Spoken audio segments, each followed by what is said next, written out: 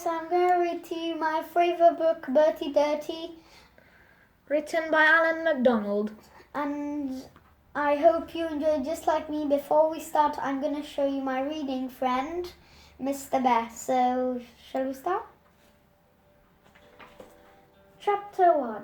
Bertie dumped his bag and coat in the hall and burst into the kitchen. His mum was writing a letter. "Mum, guess what?" "Hello, Bertie," said Mum. "How was school?" "Oh, the same," said Bertie. "But Mum, you'll never guess what." "Probably not," said Mum, going back to her letter. "There's a fair tomorrow night," cried Bertie excitedly. He waited for his mum to jump up and turn cartwheels, but she just said, and went on writing. An unfair mum with rights and prizes and everything. Yes, you said. "So, can I go tomorrow night, please?" "Mum, can I?" Bertie was hopping from foot to foot, as if he needed the toilet. Mum looked up. "No, Bertie, I don't think so." Bertie's mouth dropped open. But why not?" "Because I said so. I took you to the fun fair last year, and I remember what happened." Bertie cast his mind back to last year. True, he nagged his mum all night to go on the ghost train, then screamed to get off to rescue his toffee apple, but that could have happened to anyone. "But Mum," he began, "all my friends will be going." "Bertie, I said no. No means no."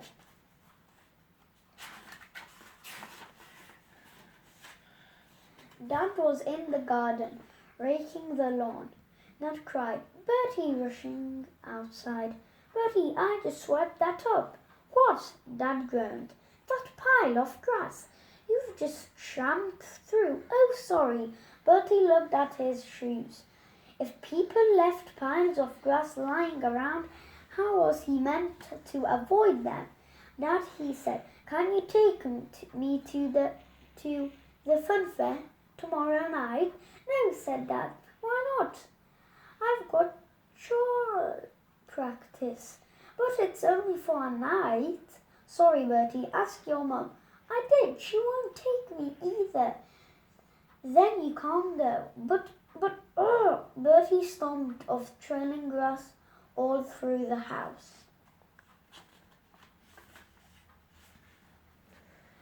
It was unfair. Why did he have such mean, selfish parents? They were always dragging him off to places he didn't want to go, like the dentist's or the countryside.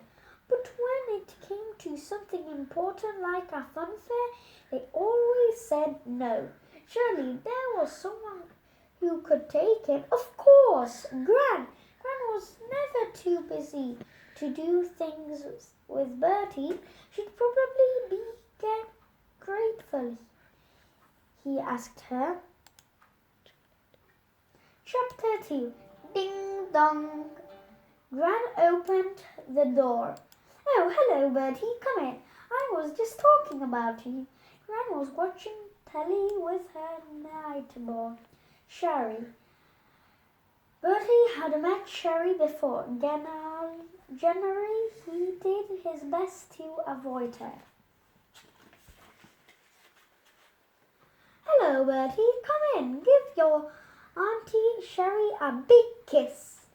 Bertie screwed up his face as Sherry planted a lipstick kiss on his cheek. "Well," she said, "isn't he growing up fast?" "I know," said Gran. "Next thing you know, he'll be coming round with his girlfriend." Bertie turned crimson. "Girlfriend? He'd rather bring his pet toddler." Gran, he said, are you doing anything tomorrow night? Tomorrow? No, I don't think so. Only I was thinking maybe you'd like to take me to the fun fair. The fun fair, said Gran. Goodness, it's ages since I went to one of those. I love a good fun fair, said Sherry, helping herself to a slice of cake. So, can you take me, said Bertie, tomorrow night? Can you? I don't see why not, said Gran. Maybe Sherry would like to come too. What a good idea, said Sherry. We'll make a party of it. Won't that be fun, Bertie? Oh, yes, said Bertie. If he could go to the fair, he'd put up with anyone, even Sherry. Chapter 3. Saturday night arrived. The fun fair was lit up like a Christmas tree. Bertie breathed it in the sweet smell of candy floss music, doomed, and thumped the ghost train while people on the roller coaster screamed. This was going to be brilliant, thought Bertie. No mean parents to tell him what to do. He could hardly wait. They pushed their way through the crowd, looking at all the rides. Ooh, said Sherry. I don't know where to start. Bertie stopped at one of the stalls. Was a sign in big red letters. Try your luck, win a prize. His eyes lit up. In the middle of all the plastic watches and droppy dollies was the biggest jar of sweet he'd ever seen. It was full to bursting with lollipops. Toffees, chews, and chocolate. Bertie reckoned there had to be at least 1,000 sweets, and there enough to last him a whole week. All you had to do was throw a hoop and land it over the jar. Gran, can I have a go? Can I, please, can I? Bertie begged. Of course, dear. Gran got out her purse and bet the hoopla. The best thing about Gran was she hardly ever said no. Bertie took carefully aim. His first hoop fell way short. His second skimmed off the hoopla man's head. His third hit the sweet jar with a plunk and bigged off. Oh, bad luck, Bertie. And Sherry, let me have a try. Gran and Sherry both tried their luck. Sherry won a prize, but not the jar of sweets Bertie had been hoping for. Instead, she won 2 sweets of deadly toppers. Sherry put one on.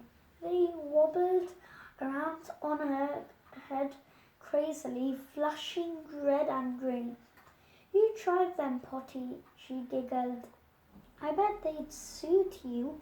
Gran put one on, and the pair, and they both bubbled up, hooting with laughter. What do you think, Bertie? They asked, tossing arm in arm.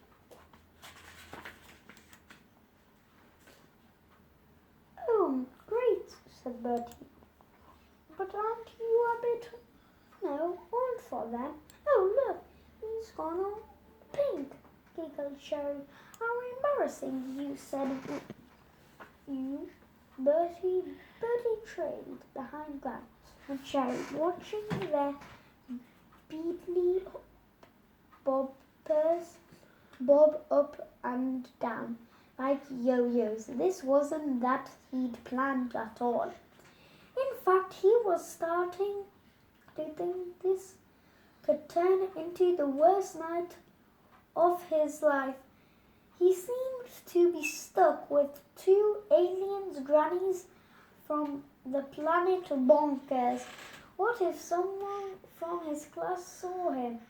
He'd never live it down. Suddenly he stopped in his tracks, slipping off the roundabout. Was a pale, smug-faced boy holding a balloon. It was his sworn enemy, no Nick. Bertie looked around and in despair. He couldn't be seen with two mad grannies wearing disco lights. He had to escape. Quickly he grabbed Gran by the arm and steered her in the opposite direction. "Where are we going now?" asked Sherry. "Hurry after them. Look, bumpers, cars," pointed Gran. "Backseat, I drive." Gran brought 3 donkeys from the laddie. "In both, couldn't I go by myself?" pleaded Bertie. "Don't be silly," scoffed Gran. "It's no fun on your own." Gran dragged him over to a bright red bumper car, and the 3 of them squashed in. He could see people pointing them at and laughing.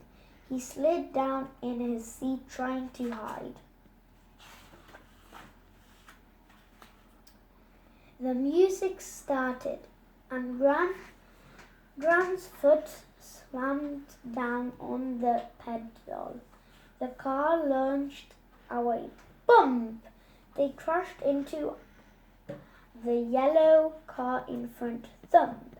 They swerved left and rammed a silver car. "Ha ha! Got you!" yelled Gran. She wrenched the steering wheel around and they went into a spin before zipping off again. "You are going the wrong way," cried Bertie, pointing at the cars heading towards them like a swarm of bees. Rubbish, rubbish," said Gran. "They are going the wrong way." Boom! Crash! What a dozen dumper cars slammed into each other and spurred to a halt. Arguments broke out as the driver tried to reverse the thump into each other. One of the attendants wandered in to try and calm everyone down. Bertie, meanwhile, had stopped a boy with a balloon waiting with his dad.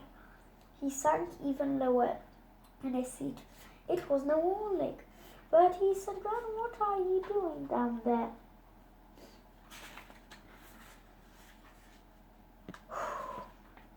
Chapter 4. Bertie bit into a hot dog and tried to think. Somehow he had to get away from the grannies before they ran into Nick again. They passed a ride called Rattle and rolled a sign in big letters said, "Warning, this ride not suitable for under 7s, over 70s or never 90s. Bertie suddenly had a brilliant idea. All he had to do was pick all the skies rides in the fair. Everyone knew grannies hated scary rides. They could go off and have a quiet cup of tea while Bertie enjoyed himself. "What's next, then?" Bertie asked Gran. "This one," pointed Bertie. "Heavens," said Gran. "Rattle the roll and roll."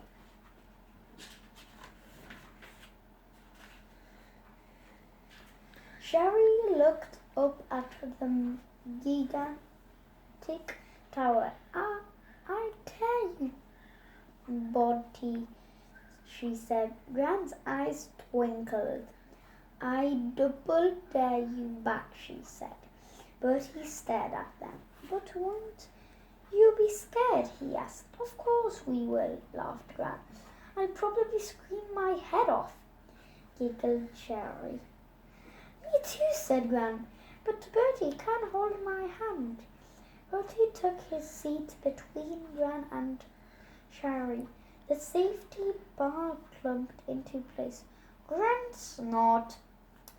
The machine sounded like a dragon. They began to rise slowly into the air, and higher and higher. But he tried not to look down. This isn't that scary, he said. Snort. Whoosh! They shot athwards at 1,000,000 miles an hour. Gran screamed, Sherry shrieked. Bertie hung on for dear life. Up they shot, then down. Up, down. Up, down, down, up, down. Bertie clutched at the stomach.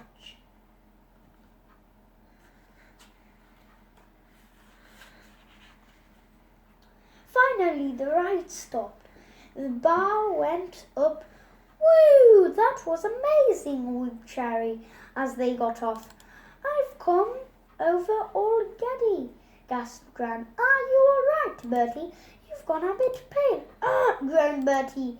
They chewed at one of the food casks. By the time they reached the front, Bertie wasn't feeling quite so dizzy. He couldn't decide between candy floss or a toffee apple or a fizzy drink, so he had all three. Holding everything at once proved a bit tricky. He tried putting the candy floss in his pocket to eat his toffee apple, but it got stuck to his trousers when he pulled it off. It somehow fell on the floor. That's dirty, Bertie. You can't eat that, said Gran. Why not, said Bertie. It's only a bit of grass. He picked off an ant and looked a big mouthful. What shall he asked. No thanks. You have it, said Gran.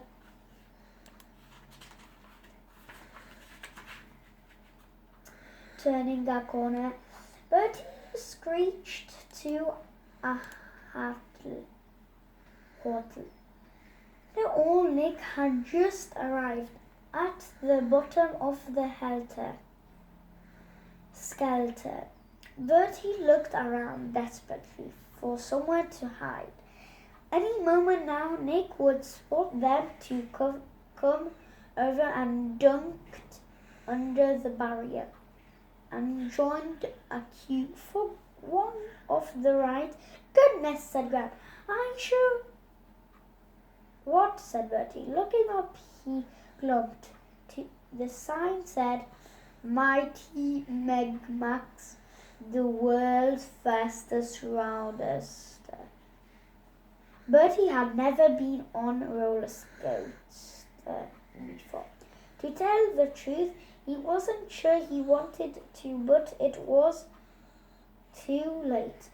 They'd reached the front and Gran was paying for the tickets.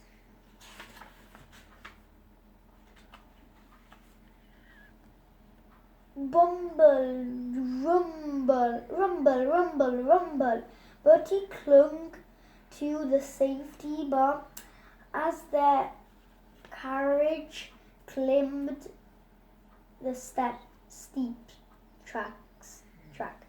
The roller coaster looked scarier than Miss Boot on a Monday morning. When he glanced down, his stomach gave a lunge. Maybe all that candy floss wasn't such a good idea. He felt sick. He fled dizzy. He wanted to get off. The carriage reached the crest of the hill, and Bertie gasped and the drop below. Ah! They were hurtling towards the ground. At the speed of light, he was going to die. They were all going to die. Whee! Whooped Gran and Cherry. This is fun! 5 terrifying minutes later, the carriage slowed to a halt. Bertie stretched out his head, stuck out like an hedgehog. His legs had turned to jelly. His face was a pale green.